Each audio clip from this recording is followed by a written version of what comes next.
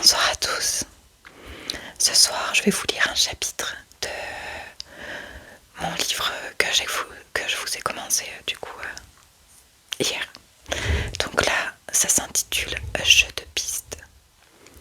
10 juillet 1993, nous sommes dans un faubourg de Florence, une jolie banlieue résidentielle que traverse l'Arno.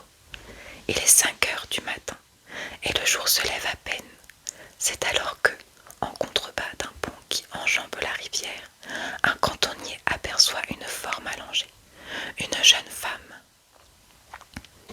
Il est tenté de poursuivre son chemin sans aller voir, car il arrive souvent que des touristes passent à cet endroit la nuit à la belle étoile. Mais il s'approche tout de même. C'est qu'il y a le monstre, car le monstre de Florence dont il est question dans un autre chapitre de cet ouvrage est encore dans tous les esprits en cet été 1993. Même si, au mois de janvier, le présumé coupable Pietro P a été arrêté, ce n'est justement que le présumé coupable, et beaucoup de Florentins se refusent à voir dans ce paysan grossier et violent l'assassin qui les a terrorisés pendant des années. Le monstre, pense-t-il, est d'une autre trempe. C'est un grand bourgeois ou, mieux, un aristocrate qui sort la nuit de sa luxueuse demeure pour assouvir ses instincts démoniaques. Voilà pourquoi, au lieu de continuer son travail, le cantonnier pose son balai et descend en contrebas du pont. Signorita, signorita. Mais la signorita ne lui répond pas. Elle ne répondra jamais plus à personne. Lorsqu'il secoue l'épaule pour la réveiller, elle se met à rouler sur la berge en pente, aussi molle qu'une poupée de chiffon, et elle s'immobilise quelques mètres plus bas.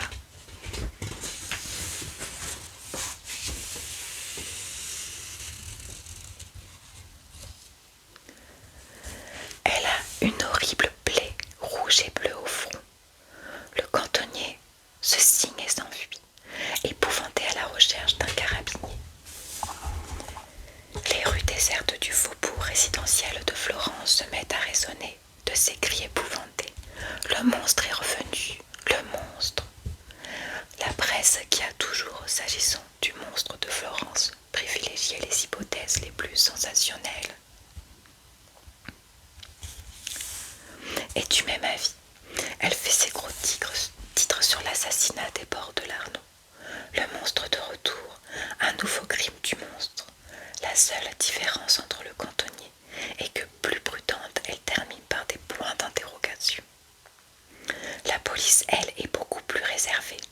L'enquête est confiée au commissariat Armando Alfaro, responsable du faubourg où le corps a été découvert, et non à la célèbre brigade anti-monstre, la Squadra Anti-Monstro, qui a traqué le meurtrier en série depuis des années, sous la direction du commissaire Ruggero Perugini.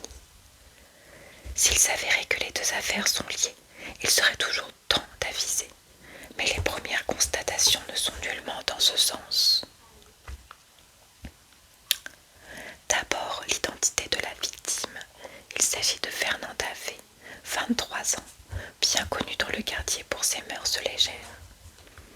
Il ne s'agissait pas d'une prostituée au sens strict du terme, mais d'une fille facile, vendeuse au supermarché local, car on disait ses fins de mois avec quelques aventures. Cela ne concorde pas avec des victimes du monstre de Florence qui étaient toutes des jeunes filles irréprochables. D'ailleurs, elles étaient en couple quand elles ont été agressées par le monstre et leur compagnon a été tué lui aussi. Reste que Fernanda aurait pu avoir un galant qui aurait réussi à échapper au meurtrier. Mais malgré tous les appels à témoins, personne ne se manifeste. Il semble bien que la victime était seule quand elle a été attaquée. D'ailleurs, rien ne concorde avec la grande affaire criminelle qui a effrayé la chronique. La jeune fille a été tuée d'un coup de couteau, alors que le monstre tué par arme à feu. Elle ne présente aucune mutilation. Celle du sein gauche, par exemple, elle était à pied et non en voiture. Enfin, elle a été violée, alors que le monstre n'a jamais violé ses victimes. Mais l'opinion publique est tellement passionnée par le mythe du monstre l'assassinat des bords de l'Arno voit à la police un flot de lettres et de coups de téléphone anonymes. Le commissaire Armando Alfaro, qui est de plus harcelé par les journalistes ne cessent de tempêter contre ce battage médiatique, fait aujourd'hui d'une banale affaire et qui lui fait perdre un temps précieux au détriment des choses sérieuses. Ce en quoi il a tort, le meurtre de Fernanda V n'est pas du tout une banale affaire, et c'est justement à cause des lettres et des coups de fil anonymes qu'elle va sortir de l'ordinaire. Alors, c'est à propos de la fille au bord de l'Arno, je vais vous donner des précisions sur la Viaduno. Quelle Viaduno? Eh bien, celle dont je vous ai parlé dans ma lettre. Qui êtes-vous? Je ne peux pas vous dire. Le policier qui tient le standard du commissariat hausse les épaules. C'est le 5e appel anonyme depuis le début de la journée. Le correspondant, une voix d'homme d'âge moyen, sans caractéristiques particulières, fait sans doute allusion à une lettre anonyme qu'il a envoyée. Comme il s'imaginait qu'il a été le seul à écrire, le courrier s'entasse dans une armoire. Mais il faut répondre car cela fait partie du service. Je vous écoute. Elle est blanche, la Viaduno est blanche. C'est tout. Puis aujourd'hui, oui, je vous en dirai peut-être une prochaine fois. Et le correspondant raccroche. Comme le policier est consciencieux, il note scrupuleusement le contenu de l'appel, qui va rejoindre dans l'armoire le contingent des lettres anonymes. 2 jours plus tard, le policier du standard reconnaît la même voix. Voilà, c'est pour la Viaduno blanche, je vais vous donner le début du numéro FI3. Cette fois, le policier s'énerve. Vous n'avez rien d'autre à faire parce que vous ne prenez pas au sérieux. L'épilogue de cette déroutante histoire, du moins sur le plan de l'enquête, a lieu après dans le bureau du commissaire Armando Alfaro. Ce dernier est tout aussi abasourdi que ses hommes. Pas un instant il n'avait pensé que les accusations contre son collègue puissent être vraies. Que s'est-il passé? Expliquez-moi. Marco F. parle sans réticence. Il semble comme soulagé que la comédie ait pris fin. Je rentrais chez moi en voiture après le service. J'habite tout près de l'endroit où a eu lieu le drame. J'ai vu la petite qui racolait près du pont. Je la connaissais. Elle était connue dans le quartier. Je ne sais pas pourquoi je me suis arrêtée. Peut-être pour faire la morale, mais je ne peux pas l'affirmer. Je lui ai dit quelques mots et je me suis jetée sur elle. Comme elle se débattait, je l'assommai avec une pierre. Le commissaire Alfaro dévisage son collègue. Cet officier, ce père de famille irréprochable. Qu'est-ce qui vous a pris? Je ne sais pas. C'était comme si une force avait agi à ma place. C'est la première fois. Je n'avais jamais eu de problème. Je me suis dit que cela allait recommencer. Et cela, il ne fallait pas. Alors j'ai imaginé ce moyen pour me dénoncer. Pourquoi pas vous être constitué prisonnier? Pourquoi ce jeu de piste? Je n'ai pas eu le courage, à cause de mon métier, sans doute. C'était une telle honte. Je voulais que cela vienne de vous. Je voulais me faire arrêter. Mais vous n'avez pas voulu suivre la piste. Il a fallu qu'à chaque fois j'en rajoute un peu plus. Marco F. est aujourd'hui derrière les barreaux, tout comme Pietro, le monstre de Florence présumé. L'un est soupçonné d'être un meurtrier en série, l'autre a tout fait pour qu'il n'y ait pas de deuxième fois.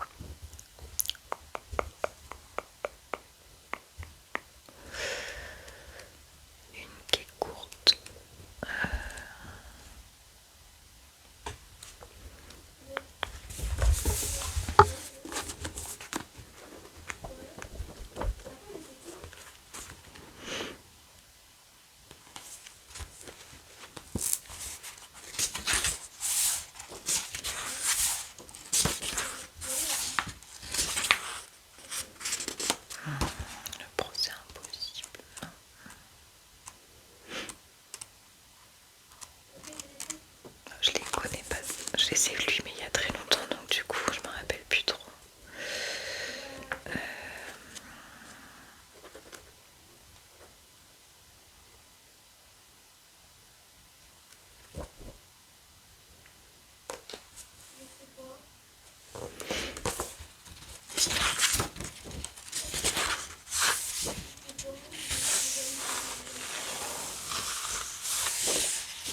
Je pense que je vais aller vers le début.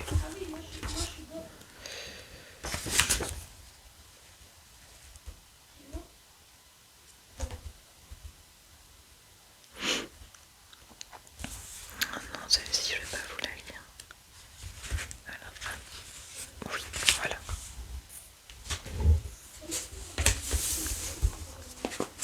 Le temps des cerises. L'église de cette petite commune de la banlieue parisienne est bondée. Au milieu du cœur, un cercueil, rien qu'à la taille, on devinerait qu'il contient le corps d'un adolescent.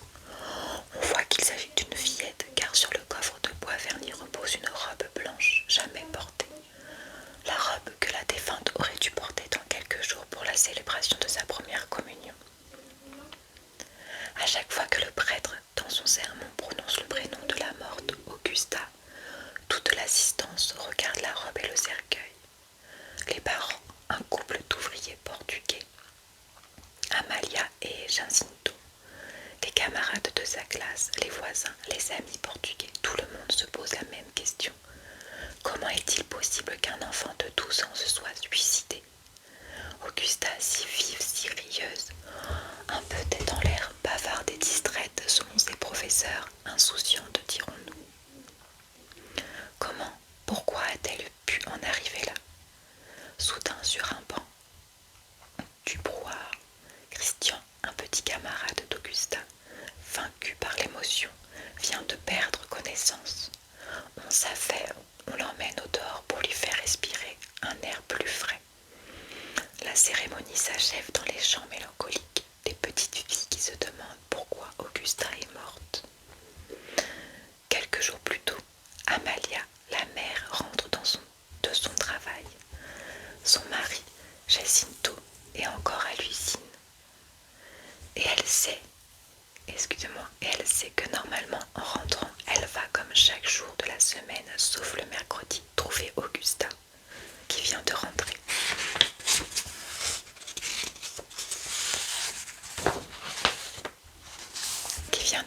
De l'école. Mais ce jour-là, Augusta n'est pas là. Les minutes passent. Amalia est tout d'abord un peu déçue, puis un peu énervée. Elle se répète déjà ce qu'elle va dire à Augusta lorsque celle-ci va finir par arriver. Les minutes passent. Augusta ne revient pas. Alors Amalia, inquiète, se décide à téléphoner à plusieurs familles. Chez des petits copains de sa fille, l'a-t-on vue? Est-elle chez l'un ou l'autre? C'est elle attardée pour jouer. Est-il arrivé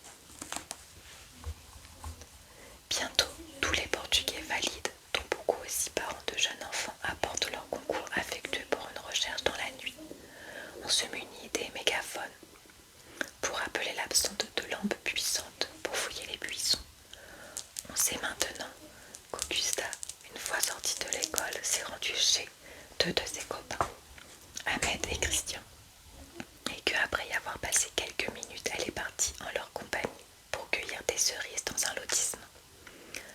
Ancien jardin abandonné où des cerisiers sans propriétaire offrent aux passants leurs sanglants. Pendant d'oreilles, comme dit la chanson. Les deux adolescents, à peine plus âgés qu'Augustin, racontent qu'ils sont en effet tous les trois grimpés aux cerisiers et qu'ils se sont un peu gavés de cerises. Plus ou moins mûres d'ailleurs. Puis ils disent avoir quitté Augusta, car celle-ci venait de déclarer qu'il fallait qu'elle rentre chez elle où sa mère l'attendait. Le lendemain, les recherches reprennent et cette fois-ci à la lumière du jour dans un champ en friche envahi de hautes herbes. Sous un arbre, on découvre hélas le corps sans vie d'Augustin. Elle est là, morte, couchée sur le ventre. Autour de son cou, une manche de sa chemise fait un nœud grossier à l'autre manche du vêtement. Un autre nœud tient un morceau de branche brisée, détaché de l'arbre sous laquelle se trouve la pauvre gamine. Les parents en larmes ne peuvent que constater le décès. Le médecin légiste et les gendarmes, au vu du corps, déclarent qu'il n'y a eu ni lutte ni violence sexuelle. De toute évidence, la petite Augusta s'est suicidée. Pourquoi ? Son dernier carnet scolaire, qui était loin d'être brillant, fournit un motif tout à fait plausible. La petite s'est suicidée par honte de ses mauvais résultats. L'affaire semble simple et il paraît qu'elle va être classée dans des faits divers malheureux. Pourtant, un certain nombre d'éléments ne concordent pas avec cette solution. Tout d'abord, on ne peut pas vraiment déclarer que les vêtements de la fillette ne présentent aucun désordre. Le simple fait d'avoir une manche de sa chemise nouée autour du cou est rien moins que normal. D'autre part, Jacinto, le père, en regardant malgré ses larmes le pauvre visage de la jolie brunette, ne peut s'empêcher de remarquer que la lèvre supérieure de la fillette est fendue. D'autre part, elle porte les marques d'un gros hématome au niveau de l'œil droit. Bizarre. Bizarre, se dit de son côté un juge d'instruction en se faisant la réflexion qu'Augusta n'est en aucune manière un enfant de type suicidaire. Ces notes, un peu plus déplorables que d'habitude, n'ont pas eu l'air de la catastropher particulièrement. D'autre part, on a certainement autre chose en tête que d'aller joyeusement chaparder des cerises avant de mettre fin à ses jours. De plus, Augusta est catholique. On lui a bien appris au catéchisme que le suicide est un péché mortel.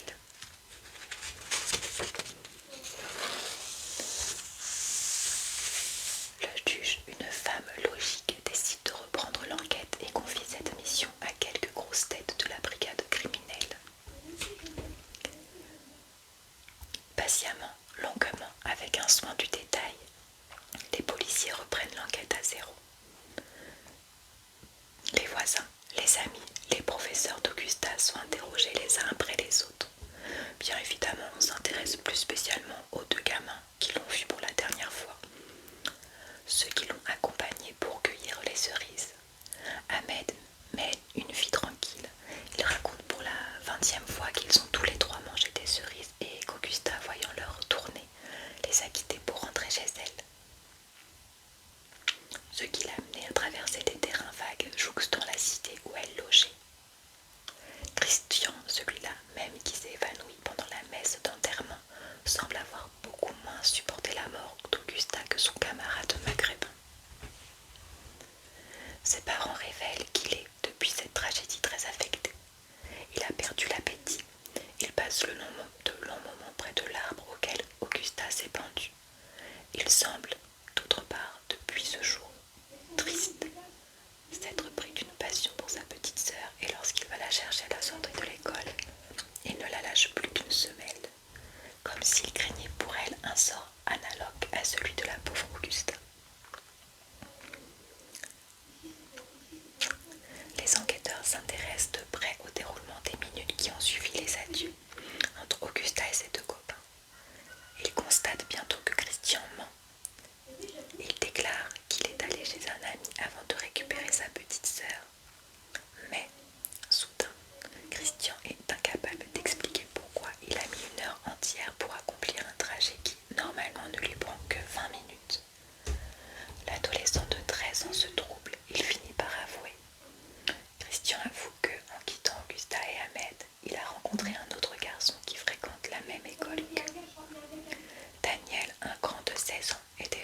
5e. Il possède un physique un peu disgracieux, avec son menton fuyant qui escamote sa mâchoire et lui donne un profil ridicule. Ça ne facilite pas sa vie amoureuse, car Daniel est amoureux. Et justement, d'Augusta, la petite brunette portugaise, ce soir-là, il rencontre Christian qui lui dit qu'Augusta vient de partir. D'ailleurs, regarde, elle est là-bas. D'un bond, Daniel se précipite vers Augusta, l'attrape par le bras. Surprise, la gamine se dégage. Daniel, malgré son menton fuyant, essaie de l'embrasser. Il se chamaille avec vigueur quand Christian les voit qui s'éloignent alors qu'il se met lui-même en route pour aller récupérer sa petite sœur.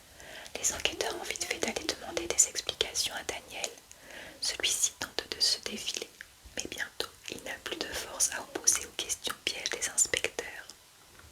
Il avoue que, devant la résistance d'Augusta, devant son refus de l'embrasser, il a été pris de rage.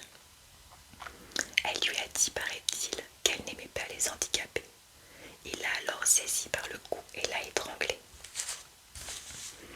Puis il avoue qu'il a essayé avec succès dans un premier temps de camoufler le meurtre en suicide. En nouant la chemise de la petite portugaise autour de son cou, en y attachant une branche brisée. Christian, quant à lui, à nouveau pressé de questions, s'effondre. Quand on lui demande pourquoi, en apprenant la mort d'Augusta, il ne s'est pas précipité pour tout raconter à la police. Christian explique que Daniel, après avoir tué leur petit camarade, est venu tout lui avouer, disant « J'ai fait une bêtise, j'ai tué Augusta. Si tu dis quelque chose à quelqu'un, je tue ta petite sœur. » Daniel étant de bien sale drap. Quel avenir pour lui quand il sortira de prison? Les parents d'Augusta, quant à eux, se disent que leur fille, au moins, ne s'est pas suicidée. Triste consolation. Et voilà. J'ai fini mes deux histoires. Du coup, j'espère que ça vous a plu, que ça vous a assoupi un peu. Je vous souhaite